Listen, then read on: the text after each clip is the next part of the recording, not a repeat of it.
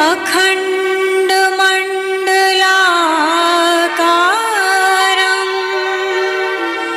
व्याप्तं येन चराचरं तत्पदं दर्शितं येन तस्मै श्री गुरुवे। गायत्री अनुष्ठान से साधक को मिलते हैं अनंत लाभ। अनुष्ठान से किस प्रकार की सिद्धियां प्राप्त होती हैं, अनुष्ठान के प्रकार क्या होते हैं, कौन से अनुष्ठान करने से व्यक्ति की हर समस्या का समाधान मिलता है। हमारे आदमी राधे राधे, जय श्री कृष्णा, नमस्कार। मैं आचार्य पंडित गिरीश बारोलिया। गायत्री महामंत्र। ओम भूर्भुवः स्वः तत्सवितुर्वरेण्यं भर्गो देवस्य धीमहि धियो यो नः प्रचोदयात्। गायत्री महामंत्र, इसे ऐसे ही नहीं कहा जाता। हमारे शास्त्रों में त्रिकाल संध्या का वर्णन है। त्रिकाल संध्या का अर्थ होता है ब्रह्म मुहूर्त, जब सूर्य उदय होने का होता है, यानी संधि काल की बेला होती है, अंधेरा जाता है और प्रकाश आता है। दूसरा होता है दोपहर का 12 बजे के आसपास का, और तीसरा होता है संध्या काल, जब सूर्य अस्त होता है, यानी अंधकार आने वाला होता है और प्रकाश जाने वाला होता है। तो इन 3 संधि कालों की बेला में जो व्यक्ति साधना करता है उसे त्रिकाल संध्या कहते हैं। त्रिकाल संध्या यानी गायत्री मंत्र का जाप। त्रिकाल संध्या का अर्थ ही होता है गायत्री मंत्र का जाप। अब आजकल लोग उसमें अन्य मंत्रों का जाप करने लगे। कई गुरु जो है अपने अलग अलग मंत्रों का के द्वारा गुरु दीक्षा देते हैं, लेकिन पहले यदि गुरु दीक्षा दी जाती थी तो गुरु दीक्षा में सिर्फ गायत्री मंत्र ही दिया जाता था। गायत्री मंत्र आने गुरु मंत्र, गुरु मंत्र आने गायत्री मंत्र। गायत्री मंत्र ही जो है वो गुरु मंत्र है। तो अनादिकाल से जब दीक्षा दी जाती थी तो गुरु मंत्र ही के रूप में गायत्री मंत्र ही दिया जाता था। गायत्री मंत्र की साधना को ही त्रिकाल संध्या कहते हैं। संधि बेला में साधना करना बहुत ही शुभ माना गया है और बहुत जल्दी फलदायी माना गया है। हमारे देश में 4 प्रकार की संधि बेला आती है, जिसमें 4 नवरात्रि मनाई जाती है। 2 गुप्त रूप से मनाई जाती है और 2 जो है प्रत्यक्ष रूप से मनाई जाती है। जो प्रत्यक्ष रूप से मनाई जाती है वो आश्विन और चैत्र मास की, और माघ मास और आषाढ़ मास की गुप्त नवरात्रि रहती है। तो इन संधि बेला में यदि आप गायत्री का अनुष्ठान करते हैं तो वो कई गुना ज्यादा आपको लाभ देता है। एक है दैनिक साधना। इसके बारे में हमने आपको पिछले वीडियो में बताया था कि गायत्री की कौन सी साधना आपको कई गुना ज्यादा फलित होती है, जिसमें हमने आपको उपांशु साधना, मंत्र लेखन और मानसिक जाप के बारे में बताया था। अब उससे ऊपर चलकर के होती है अनुष्ठान की साधनाएं। अनुष्ठान की साधनाओं का अर्थ क्या होता है, जिसमें हम जबरदस्ती उस शक्ति का आवाहन करके और वो चीजें प्राप्त करना चाहते हैं जो हमारे या तो भाग्य में नहीं है या हमें अत्यंत आवश्यकता है। तो अनुष्ठान व्यक्ति को कब करने चाहिए? जब आपके ऊपर कोई बड़ी मुसीबत आ जाए, आप किसी कोर्ट केस में फंस गए, आपके घर में तलाक की स्थिति आ गई है, या आपका व्यापार बिल्कुल भी नहीं चल रहा है। बहुत मुसीबत जब आपके ऊपर आ जाए तब फिर व्यक्ति को अनुष्ठान का सहारा लेना चाहिए। ये इसी प्रकार से है कि जिस प्रकार से एक बच्चा खेलते रहता, माँ उसको खिलौने दे देती है, वो उनसे खेलता रहता है, तो जब तक वो खेलता रहता माँ का उसके ऊपर ध्यान नहीं जाता। लेकिन जैसे ही बच्चा रुदन करता है, जैसे ही बच्चा रोने लगता है, तो माँ अपने सारे काम छोड़ करके उसके पास भागती है और उसको उठा करके फिर अपना स्तनपान कराती है और उसकी पूरी देखभाल करती है। इसी प्रकार से अनुष्ठान होते हैं, यानी प्रकृति के विरुद्ध जाने की क्रिया है।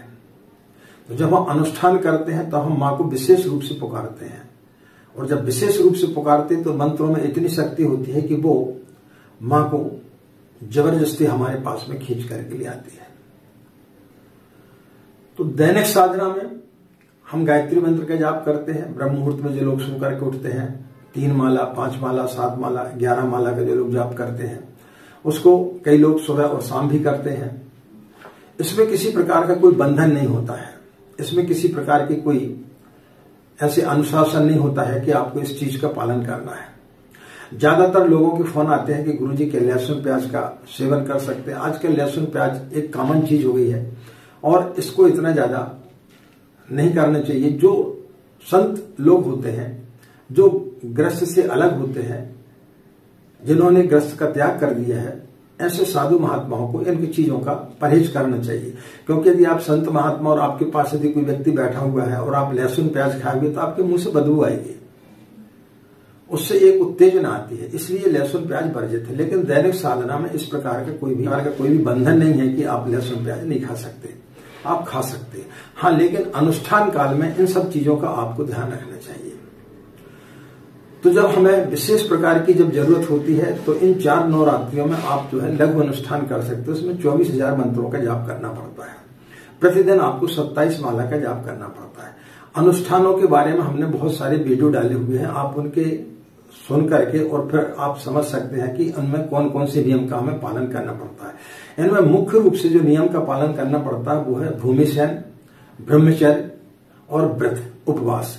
ये 3 चीजें आपको अत्यंत रूप से पालन करना चाहिए। सत साहित्य का अध्ययन और मौन ज्यादा से ज्यादा रह सके। ये उपवास में आप यदि अच्छे तरीके से उनका लाभ चाहते हैं तो नींबू पानी से आप जो है 9 दिन रह सकते हैं। जिनको सहन नहीं होता है वो फलाहार लेकर के रह सकते हैं, या जो वृद्ध हैं, बीमार हैं, वो किसी एक अनाज को लेकर के भी रह सकते हैं। तो ये इसके पश्चात में पूजा के बाद में आपको अनुष्ठान के पश्चात 10वें दिन जो है आपको उसका दशांश हवन करना चाहिए। 24,000 के यदि आपने अनुष्ठान किया है तो आप 108 मंत्र की आहुतियां भी दे सकते हैं। इसमें जिस प्रकार दैनिक साधना में आप षटकर्म करते हैं, देवताओं का आह्वान करते हैं, माँ गायत्री का आह्वान करते हैं और इसके पश्चात आप गायत्री मंत्र का जाप करते हैं, इसमें भी वही क्रिया है। इसमें और कोई विशेष आपको कर्मकांड करने की आवश्यकता नहीं होती। जैसे आप दैनिक साधना में करते हैं वैसे इसमें दैनिक में अनुष्ठान में करना होता है। एक दीपक जला लें, कलश रख दें, गायत्री माता गुरुदेव का चित्र रख लें और फिर इसके पश्चात आप 9 दिन तक इसका जाप कर सकते हैं। उसको चाहे तो आप 3 भागों में विभक्त कर सकते हैं, सुबह, दोपहर, शाम, या फिर सुबह और शाम में कर सकते हैं, या जिनके पास में समय है वो प्रातःकाल ही ब्रह्म मुहूर्त में उसको पूर्ण कर सकते हैं। जिनके पास में समय नहीं रहता वो 3 भागों में उसको विभक्त कर सकते हैं। इसके अलावा यदि आपको बीच में कभी इच्छा होती है 4 नवरात्रों के अलावा कि हमको फिर से लघु अनुष्ठान करना है, तो आप किसी शुभ मुहूर्त में पंचमी, सप्तमी या एकादशी अथवा पूर्णिमा को आप इसको प्रारंभ कर सकते हैं। इसके पश्चात आता मध्यम माने 1.25 लाख का अनुष्ठान, जो एक ग्रस्त व्यक्ति जिस प्रकार से 24,000 का कर सकता है। जिनके पास में ज्यादा समय है, जिनको अनुभव है ज्यादा देर तक बैठने का, वो 1.25 लाख का अनुष्ठान कर सकते हैं। 1.25 लाख का अनुष्ठान आप कभी भी किसी भी शुक्ल पक्ष की पंचमी, सप्तमी, एकादशी या पूर्णिमा से आप प्रारंभ कर सकते हैं, या बसंत पंचमी से आप प्रारंभ कर सकते हैं। तो अच्छी तिथियां देख करके शुभ मुहूर्त में आप जो है 1.25 लाख का अनुष्ठान कर सकते हैं। ये 40 दिन का होता है। इसमें भी नियम वही होते हैं। इसके बारे में, नियमों के बारे में हमने वीडियो डाली हुई, आप उनको सुन सकते हैं। और उसके पश्चात 40 दिन के बाद आपको जो उसका दशांश हवन करना चाहिए, कन्याओं को भोजन कराना चाहिए और आपको ब्राह्मणों को भोजन करा के कुछ दान पुण्य कराना चाहिए। इसके पश्चात आता पुरुष चरण, जो 24 लाख का होता है। ये 24 लाख का पुरस्कार हर कोई व्यक्ति नहीं कर पाता है, क्योंकि एक तो खर्चीला होता है, दूसरा इसमें समय बहुत ज्यादा लगता है। इसमें प्रतिदिन 66 माला का जाप करना पड़ता है और इसके लिए कर्मकांड भी बहुत सारे करना पड़ते हैं। इसमें आपको जो है साप मोचन, तर्पण, मार्जन, कवच, न्यास, ये सारे कर्मकांड आपको करना पड़ते हैं। तो ये उन लोगों के लिए है जो व्रत हैं, जो सन्यासी हैं, उन लोगों के लिए ये पुरस्कार करना चाहिए। साधारण व्यक्ति के पास में इतना समय नहीं होता है, ना इसके पास में उतना धन रहता है।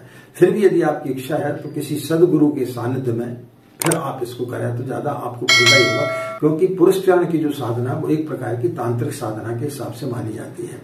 तो इसमें आपको बहुत ज्यादा सावधानी बरतना पड़ती है, अन्यथा जो है शुभता की जगह आपको अशुभता भी हो सकती है, आपको बुरे परिणाम भी प्राप्त हो सकते हैं। इसलिए किसी अच्छे सदगुरु के सानिध्य में, उसके मार्गदर्शन में, फिर आपके पास में यदि समय है और आप 1 साल तक वैसा कर सकते हैं, तब फिर आपको इसका संकल्प लेकर के आगे करना चाहिए। इसमें भी उसी प्रकार का रहता है, आपको व्रत नियम पालन वैसे ही करना चाहिए। इसके बाद में उसका दशांश हवन, ये थोड़ा कठिन होता है, इसमें उतना दशांश हवन, उसका मार्जन, तर्पण, ये सारी चीजें उसके दशांश करना पड़ते हैं। उसके दशांश कन्याओं का भोजन, फिर उसका दशांश ब्राह्मणों का भोजन, उसका दशांश जो है आपको दान पुण्य करना पड़ता है। ये थोड़ी सी महंगी प्रक्रिया है। इसको जिनके पास में समय समय है, जो ग्रस्त को त्याग चुके हैं, ऐसे लोगों को करना ज्यादा फलदायी होता है। तो ये 3 प्रकार के अनुष्ठान होते हैं। इन अनुष्ठानों के माध्यम से व्यक्ति वो सारी चीजें प्राप्त कर सकता है जो व्यक्ति के जीवन में उसको चाहिए रहता है। लेकिन छोटी मोटी चीजों के लिए आप दैनिक साधना कर सकते हो, उसमें भी व्यक्ति के लिए कई प्रकार के लाभ प्राप्त होते हैं। लेकिन व्यक्ति का स्वभाव क्या होता है कि वो उसकी अनंत इच्छा होती है, उसे समझ में नहीं आता कि मैं क्या क्या मांग लूं। तो ऐसी स्थिति में जब उसको कुछ मिलता है तो उसको ऐसा लगता है जैसे कुछ मिला ही नहीं। एक छोटी सी कहानी याद आ गई, उसके पश्चात हम अपनी बात को समाप्त करेंगे। एक बाजार में एक विज्ञापन लिखा हुआ था कि यहां पर सुंदर स्त्री मिलती है। एक युवक उसकी चाह में गया। जैसे अंदर गया तो वहां पे लिखा था सुंदर स्त्री और क्रूर स्त्री। तो हर कोई चाहेगा कि सुंदर स्त्री मिले, तो उसने पहला दरवाजा खोला। वहां उसे स्त्री तो नहीं मिली, लेकिन वहां पर फिर लिखा हुआ था खाना बनाने वाली, बगैर खाना बनाने वाली। तो उसने स्वाभाविक पहला दरवाजा चुना, क्योंकि खाना बनाने वाली ही चाहिए। फिर जैसे अंदर गया तो फिर वहां पर 2 दरवाजे मिले उसको। एक में लिखा था दहेज लाने वाली और दूसरे में लिखा था बगैर दहेज वाली। तो आदमी दहेज वाली ही पसंद करेगा। फिर उसने पहला दरवाजा चुना। उसके बाद फिर जब वो अंदर गया तो उसमें लिखा था नौकरी करने वाली और एक में लिखा था बगैर नौकरी करने वाली। तो आदमी नौकरी करने वाली को ही पसंद करेगा। फिर उसके बाद जब वो गया तो वहां पर एक आईना लगा हुआ था। ऐनक में उसने अपना चेहरा देखा और वहां पर लिखा हुआ था, क्या तुमने कभी अपने चेहरे को पढ़ा है? तुम्हारी इच्छाएं बहुत हैं, तुम जरूरत से ज्यादा चाह रहे हो। तो हम भी जब जरूरत से ज्यादा चाहने लगते हैं तब हमें ऐसा लगता है कि शायद हमारा अनुष्ठान पूर्ण नहीं हुआ है। गायत्री की जो भी व्यक्ति साधना करता है उसे कुछ ना कुछ चीजें प्राप्त जरूर होती है। उसकी साधना कभी निष्फल नहीं जाती है, बशर्ते कि आपकी डिमांड कितनी है, आपकी इच्छाएं कितनी हैं।